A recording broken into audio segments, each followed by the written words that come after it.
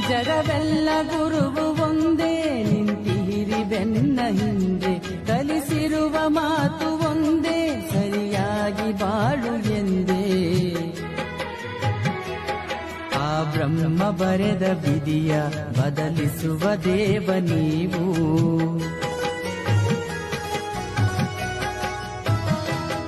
ಆ ಬ್ರಹ್ಮ ಬರೆದ ವಿಧಿಯ ಬದಲಿಸುವ ದೇವ ನೀವು. ಆ ತಾಯಿಯಂತೆ ನಿಮ್ಮ ಆ ತಾಯಿಯಂತೆ ನಿಮ್ಮ ಪೂಜಿಸುವುದೇ ಚೆನ್ನ. ಬಾಳನ್ನು ಬೆಳಗು ಗುರುವೆ, ಮನದುಂಬಿ ನಿನ್ನ ನೆನೆವೆ.